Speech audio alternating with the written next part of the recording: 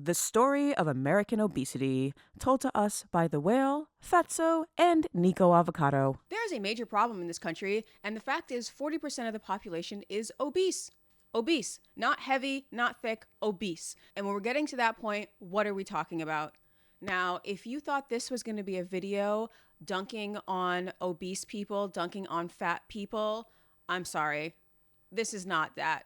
In fact, I don't think we're in a position to really be dunking on anybody. With 40% of the population being obese, a lot of our family members are obese, if not the viewer yourself. So I don't want to make any assumptions, and certainly I'm not here to hate because we've got heavy friends and family. We've got obese friends and family, and that's just where we are. It is one of the many mental illnesses that this country seems to be suffering from. People call it a health crisis. Yes, it's a health crisis, but it's also a mental crisis. It's a vice. Gluttony is a vice, and we don't look at it like that. Now, if a person was so addicted to sex that they were screwing up their marriage and they were getting all sorts of STIs, we would say, I'm sorry, you're having some sort of mental breakdown. You need therapy. But we don't do that with obese people. And yes, I reached out to Dr. Donald. He will be coming on the show soon. And he did clarify that, yes, eating this way, eating to the point that you are obese, past the point you do not like yourself, when you know full well you should not be eating and you don't need it, that is a form of mental illness. Why don't we talk about it like that? Oh, and not to be this person, but the DSM definition of binge eating is just the weekend for some people. I mean, look at this. Restaurant chains advertise binge eating opportunities every other commercial on cable. Look through this. It says, eating much more rapidly than normal, eating until feeling uncomfortably full, eating large amounts of food when not feeling physically hungry, eating alone because of embarrassment about how much one is eating. That's just Postmates. And how often? 2 days a week for 6 months. I mean, can you have a binge eating disorder if that's just your culture? I mean, is it binge eating or is it just having a good time? It's kind of complicated because it really is our culture. It doesn't mean it's okay. Just because it's your culture doesn't mean it's okay. It's just much more common than we're willing to admit. People have heroin addictions. People have food addictions. A lot of people have food addictions. Now, granted, there is a certain percent of the population that will eat the same that other people are eating and still take out more nutrition from that food. So it's not like it's not their fault. These people are thick. We call them thick. Nobody is kicking a thick person out of bed. Let's be honest. Everybody wants a thick spouse, or not everybody. A lot of people want a thick spouse. I won't make any generalizations, but it's generally good to be a little thick. We're not talking about that here. We're talking about obese. We're talking about you can't get drafted into the military. Actually, might be a good thing. So that's a benefit of that. You can't serve in the military if you're obese. There's some jobs you can't have if you're obese. And as it gets further and further along to morbid obesity and so forth, you can't really do certain things. Your life is worse. And this is a shame. I hate when I see healthy at any size. You're not going to be healthy at any size. That is nonsense. That is a meaningless slogan. Healthy at every size is actually a trademark anti-diet plan. It supposedly calls for a lifestyle change, but that's really unoriginal because that's what every nutritionist ever has said. You have to have a sustained lifestyle change. So they just made up this slogan, and they probably didn't even realize that slogans take on a life of their own online, and that fat positive people will actually believe this nonsense because they're looking for excuses. The fact is, a person cannot be healthy at every size. Imagine saying this to an anorexic person. Just think about it. Imagine if they liberated the concentration camps with this nonsense. I know it seems like you're wasting away to nothing, but did you know you can actually be healthy at any size? Whenever you see a new slogan, a new phrase, ask yourself, who thought of this? It was the marketing department. And why do they want me to believe this? Also, is this true? Healthy at any size? Well, you can be any BMI. You can be a bodybuilder. Bodybuilders, all muscle. Sometimes they're not as healthy as they would let on too, but bodybuilders, muscle, lifters, things like this. These people have a lot of muscle, so their BMI, which is your weight divided by your height, your weight divided by your height actually would put you in the obese range, when in fact you're just muscular. So it makes more sense to decide it based on your body fat percentage. And really, this is not applicable in most cases. This is for athletes and lifters. I can't stand when people critique BMI when someone brings up obesity, like it's the athletes riding the scooters at Walmart. Is the weight in your chest or your belly? Okay, BMI is not ideal. It's absolutely not ideal. But it's not our measurement system that's the problem. People act like they were born yesterday. I can't stand it when people act like they were born yesterday. Okay, these dudes, these muscle-bound hunks, not the problem. Not the problem. And no one's complaining about Ashley either. People are like, oh, boys actually like them a little thick. They do. They like them looking like this. Regardless, the point is, too many people in this country are obese. We're okay with it. We seem to be entertained by it, and we just ignore it. It just becomes part of the water in which we all swim. What is going on? What is going on? We just ignore this problem. We ignore it completely. We're at the point where doctors, the American Academy of Pediatrics, they've recommended pills and weight loss surgery to kids 13 and over who are obese because it is that dangerous for your life going forward. So this healthy at any size, well, doctors don't seem to agree. So why is it a slogan online? Winged words, these cliches, these platitudes, they mean nothing. They mean absolutely nothing. Every single time you hear a slogan, you should stop in your tracks and think, who thought of this bullshit? And why do they want me to think it? Anyway, and it's not just how you look. It's barely anything to do with how you look. It's really about your health problems, your mobility, and how people can survive into later ages. I'm sorry. Yeah, this particular study found that extreme obesity may shorten life expectancy up to 14 years, and this is just an average. Some obese people will die very young, like around 30 or 40 from a heart attack, or just from the pressure of the extra weight. I'm gonna have another video. I'm actually gonna have another video on how you can not get trapped in this cycle of obesity, this cycle of overeating, and it's just, once you get trapped in there, it's kind of hard to get out, so it's easier to never get in. But if you're in there, you can get out too. So I'm gonna make another video immediately after this. I'm not even gonna change my shirt. I'm just gonna go right into it because I don't want you getting trapped there. And all these people who say healthy at any size, are they gonna be there when your leg gets amputated because you get diabetes? They're not gonna be there. They're not going to be there to pick up the pieces. Where are they going to be? There's just people online. Maybe they'll be sitting right next to you and their leg will get amputated too. And so what? You're both screwed. What does that do for you? The whole of the online. It is a double-edged sword. 40% of the people are obese. It is madness on a mass scale.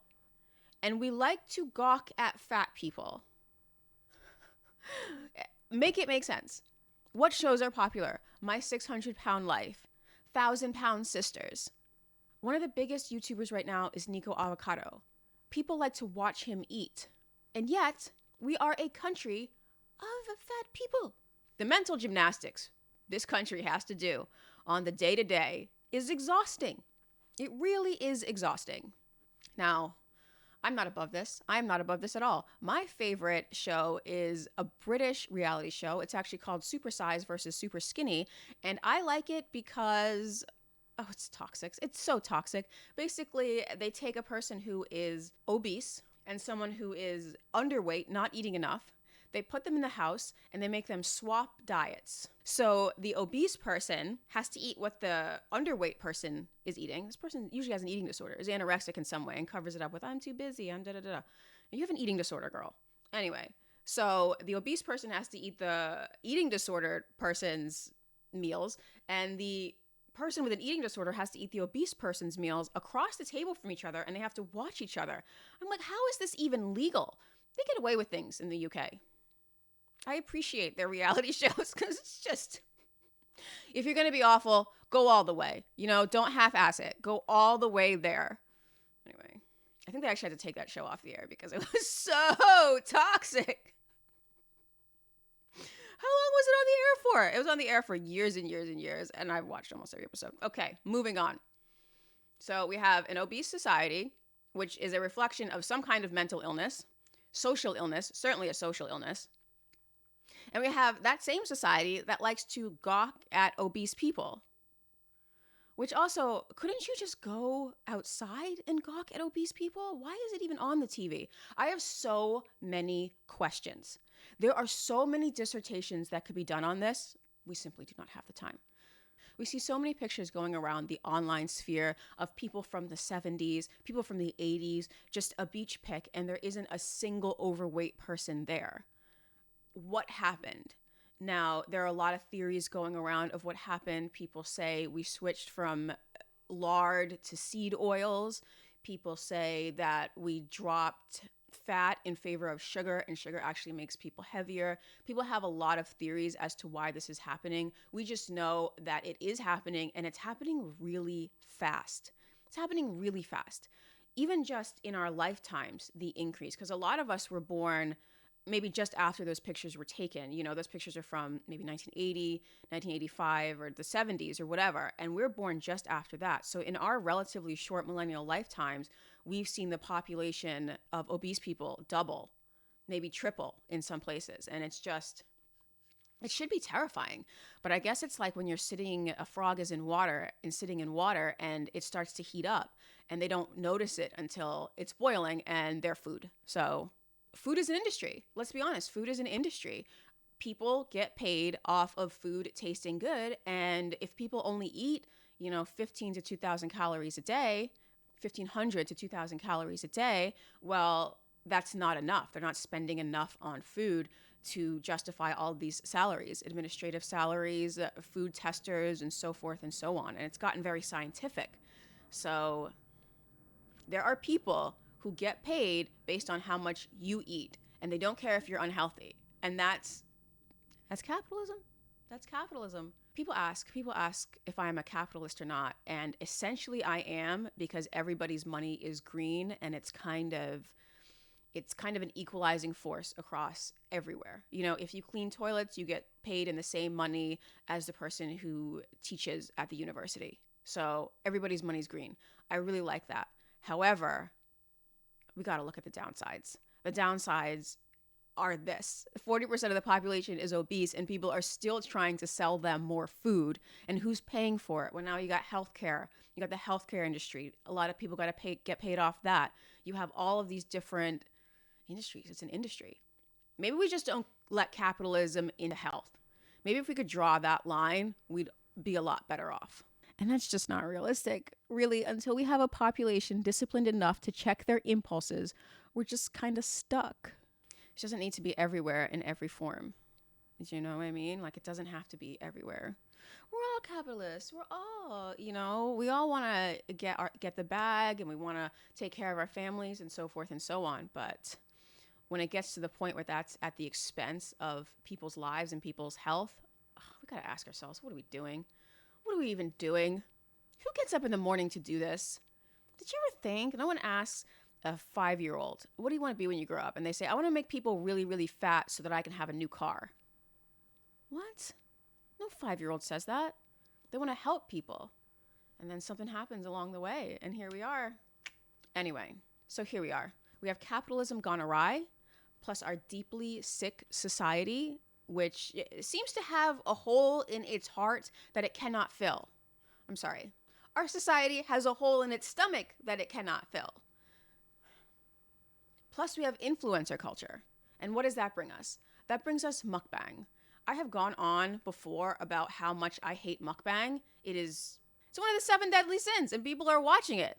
I mean, No, the cardinal sins aren't bad because of church. Half these priests and ministers are actually atheists.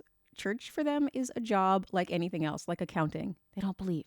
It's not because of church. Put that out of your head. Temporarily. The cardinal sins are bad because they erode your character, and your character is kind of overlap your soul. So we don't want to erode our character. You can be an atheist and believe this. You don't actually have to be a believer. I don't want to see mukbang, and I don't want to see anybody shoot up heroin. Why is one allowed on YouTube and not the other? So here we are. It doesn't make any sense. You can't try to make sense of this stuff. As soon as you start trying to make sense of this stuff, you're already lost. It doesn't make any sense. Fine. If you're not familiar with mukbang, it originated in South Korea, I believe. And basically, you watch influencers eat food. That's it. The audience watches influencers eat food. Some of it's more tasteful than others. Some of them actually cook their food, so you can watch the food prep and then the eating. And I suppose the original intent was so that people at home wouldn't have to eat alone. They could eat with somebody, especially in our increasingly divided culture. We're kind of all in our little bubbles, like a hive, and we're all in our little bubbles, and we want to be with someone else while we're eating our food. So that makes sense, the original concept. But of course, it came to America, and we just ruined it. We just ruined it. Like, what is wrong with us sometimes? So now we have mukbang as a form of, I wouldn't call it forced feeding, but as a form of voluntary feeding. And people are just watching these influencers get bigger and bigger and bigger. So for the uninitiated, for you lucky ones out there, forced feeding is a kink. In my humble opinion, this isn't a kink, but it's kind of kink adjacent. And that's why you don't give in to the carnal sins. The biggest one is Niko Avocado. Niko Avocado, across his channels, has 7 million subscribers. 7 million. That is a huge number of people who just watch him self-destruct.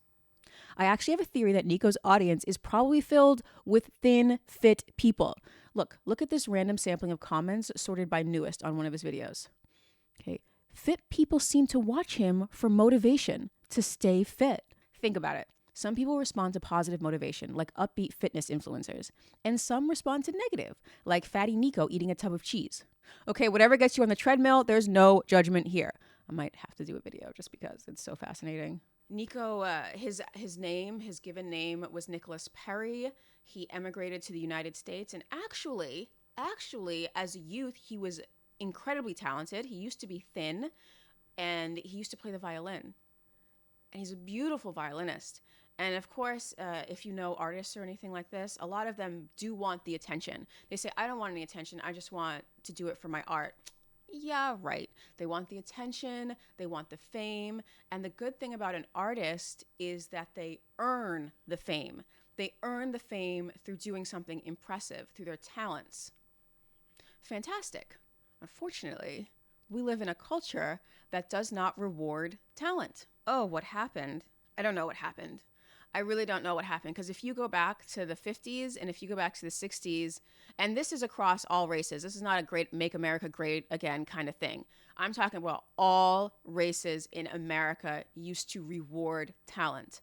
Good dancing, good singing, great songs. They used to reward that. Acting, acrobatics. You turn on these specials and you see people out there doing something impressive. Authors and so forth and so on. But for whatever reason, reality TV, the democratization of the media, we don't reward talent that much anymore.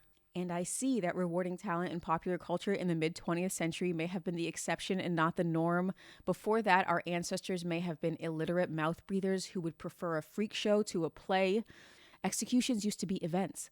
So maybe our grandparents and our great-grandparents' generations were just remarkable. Like, they were extraordinary. They were above average. They were more educated and were able to use new tech to their advantage for whatever reason. Okay, it's a huge topic, but I will sum it up with this. Humans' default setting might be on trash. But we can work with it, though. We can work with it. We can upgrade ourselves. So I suppose Niko Avocado realized that he could become more famous stuffing his face on YouTube than playing the violin. That hurts a little, huh? Hurt me a little. Because you gotta look your culture in the eye and be like, wow, this is what we've become. Okay, fine. So he stopped playing the violin and he started doing mukbang. And at first he was a vegan. He just, did a little bit of, ooh, so cute. I just want to eat this little avocado. I love avocados. And now he's like a big monster. He's not a vegan anymore. He's like, oh, give me everything. And he just has these challenges where he eats this massive amount of trash food. He does this with his husband, Orlin.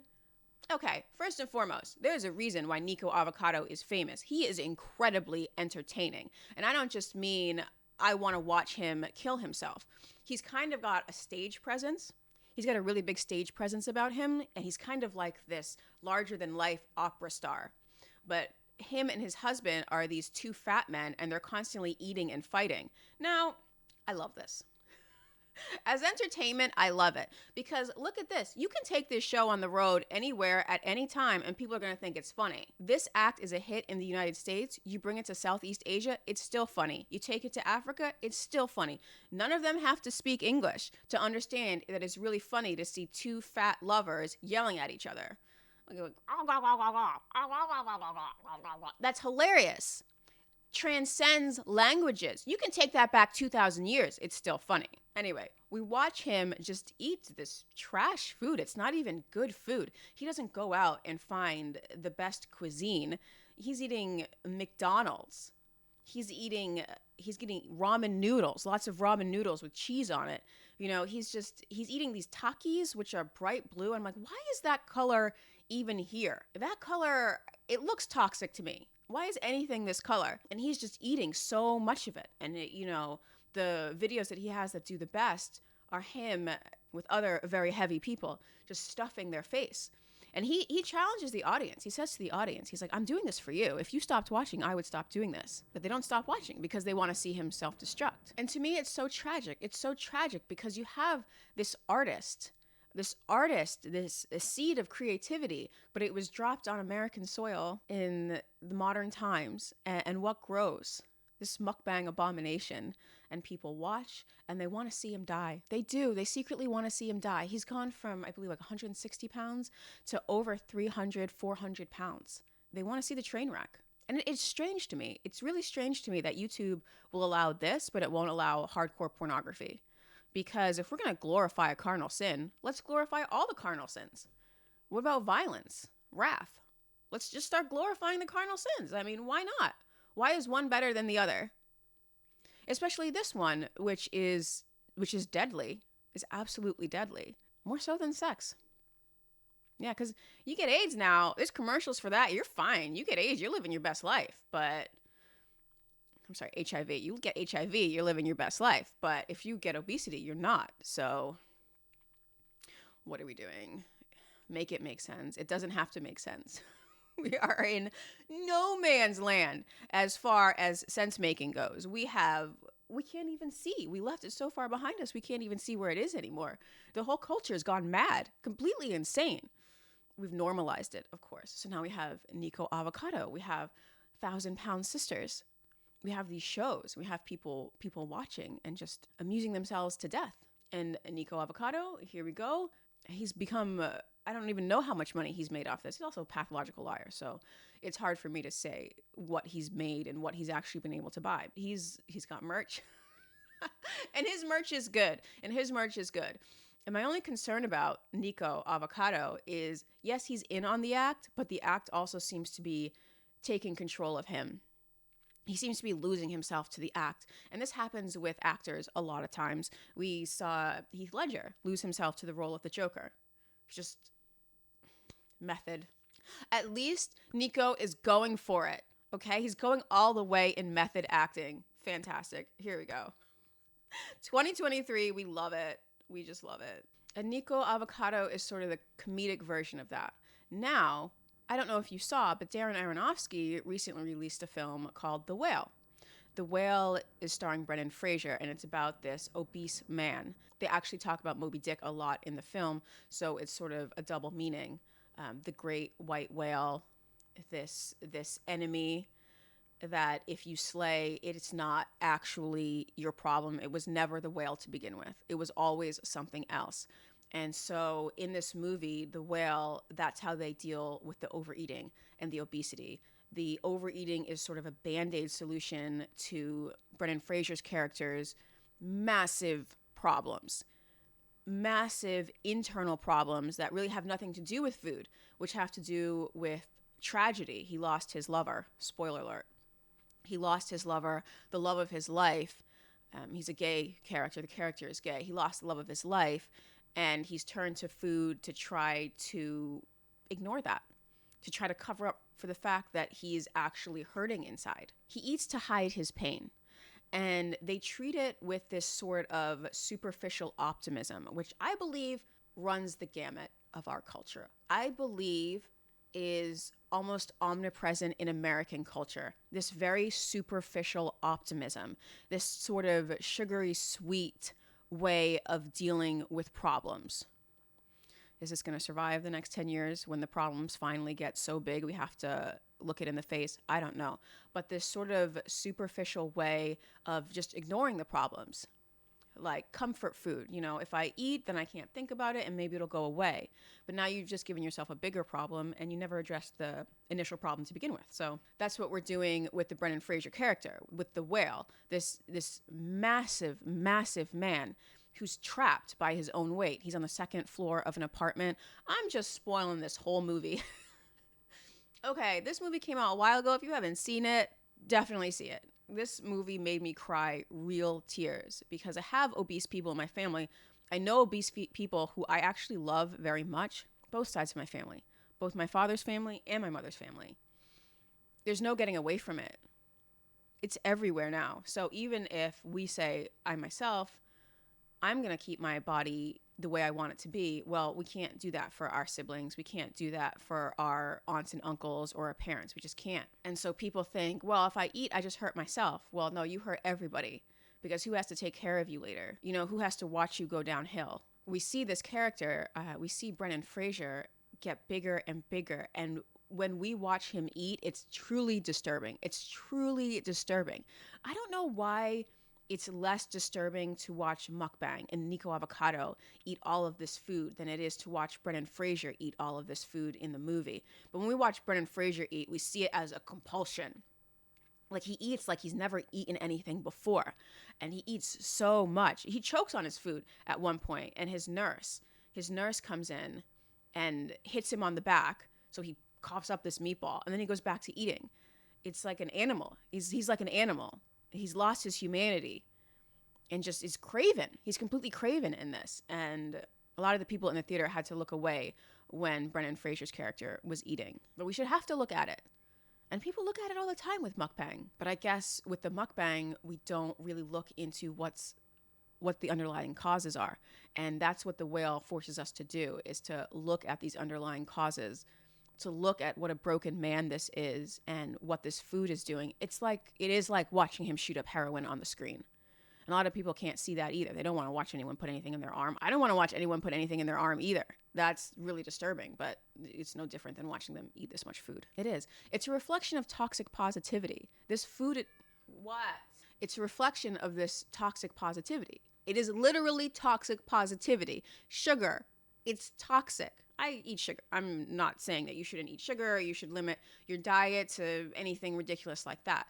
But the amount he's eating and the way he's using it, that's just to paint over. You're painting over a rundown house. Like, it doesn't need a coat of paint, okay? It's got structural damage. Don't waste your time with this paint. Sometimes when you paint it over, you can't even see the structural damage it has. You've wasted your time, and it's counterproductive. So that's what we're seeing. We're seeing in the whale toxic positivity played out. And honestly, after watching that movie, I cried at the end. I'm not going to tell you why. I'm not going to completely ruin it for you, but I ended up crying at the end of that movie because it really was so sad. Because I do sometimes watch My 600-Pound Life. I do watch Super Size versus Super Skinny. And I watch that as entertainment. And I suppose I kind of watch it to understand what happens if you take it too far. Kind of the same reason I watch Hoarders. If I ever have to clean my house, I gotta clean it top to bottom, I watch Hoarders. Or I watch the British show. I watch the British show, Obsessive Compulsive Cleaners. And what they do is these people are completely insane. They have to clean the whole house like 5 times, desanitize. They're OCD. They have a problem. And rather than getting people therapy, what they do is send these OCD people to really dirty houses. Obsessive Compulsive Cleaners Country Houses is the best series because they send them to these rundown castles, because they have those in the UK, and they make them wash things, and the OCD people get sick, and it's cruel. What's wrong with the British? Can we talk about this? Like, I know their accents are really nice, but what's wrong with them? How are they able to make reality TV that is this entertaining? Like, come on, guys. This is great stuff. Anyway, back to My 600-Pound Life, Super Size versus Super Skinny, 1,000-Pound Sisters. People watch it as sort of a freak show, as sort of warning of what's going to happen if they let themselves go. But we don't really understand what's behind it. I don't know if we're capable of empathizing with those people, because when you empathize with somebody like that, it hurts. It really does hurt, because you feel their pain for a minute and don't want to do that. Most of us don't want to do that. That takes us to a really dark place. But The Whale makes us go to this dark place. And I appreciated it. I really appreciated it, even though I was fairly emotional coming out of that movie.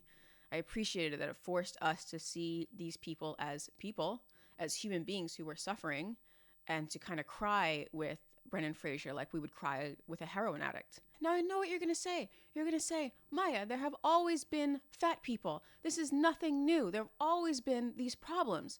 I would counter that it's much worse than it's been before. Now, I've mentioned this movie before. It's called Fatso. It's with Dom DeLuise, and it takes place in the early 80s. And he's the fatso. You go back and you look at him and you're like, you're not even that fat. You're like a regular guy. Look at his character. I'm actually going to put something on the screen of his character. And you think, you know what, this is a regular looking guy. But that's how far we've gone in the past 40 years or so, that Dom DeLuise's character in 1980 is considered like the fattest man in the world. And cut to 2023, and it was just a little heavy, just a little, a little thick. But the difference between, I would say, a Dom DeLuise in Fatso and Brendan Fraser in The Whale, the difference is their motivations for eating. Dom DeLuise eats in that movie because he loves food. Brief rundown. He's Italian. He comes from an Italian family, and they've always eaten at family gatherings, and it's how they bond. A lot of families bond over food. It's normal. You have a meal, a Christmas dinner, Thanksgiving dinner. We're going over to somebody's house. We're eating. We're playing a game. There's always food when families get together. So he associates food with love, and also he loves food. One of the best lines from any movie is in Fatso. It's... You don't know how to manage your plate. He's talking to his brother who's skinny, and his brother has like little vegetables or whatever. And he's like, you don't know how to manage your plate. You don't know what you're doing with your plate. And it's fantastic because we all know what's supposed to go on the plate, what needs to go where, what needs to go on top of what to get the flavors to mix.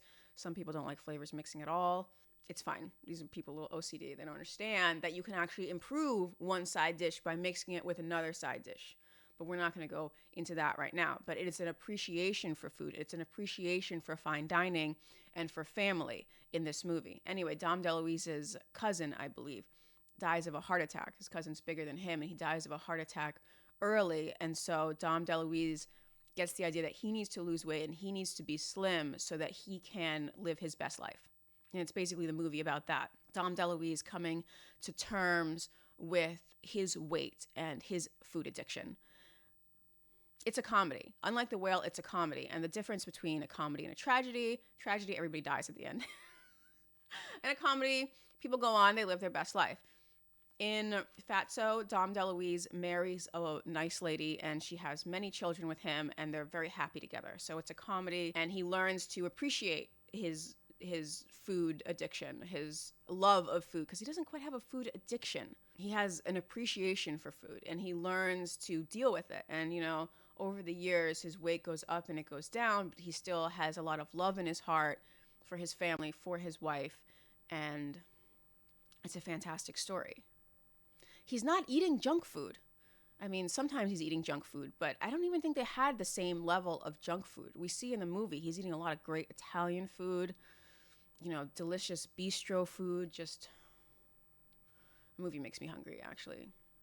And I've gone over this before. I'm a fat kid at heart. I had to start working out a lot and actually watch what I was eating because I love food so much and I love cooking so much that, you got to balance it. And that's when I did the Billy Blanks. That's why I started with Tybo, because if you're going to get addicted to anything, get addicted to exercise. You can do 2 hours of exercise a day and it's not going to hurt you. You start getting 3 and 4, okay, maybe you have a problem. But for the most part, you will tire yourself out before you can hurt yourself with exercise. And then if you do X amount of exercise a day, you can actually eat maybe not as much as you want, but almost as much as you want. And you can eat a variety of good foods. So that's my advice to anybody who's got an addictive personality. Get addicted to exercise. What, you're done? You're over it?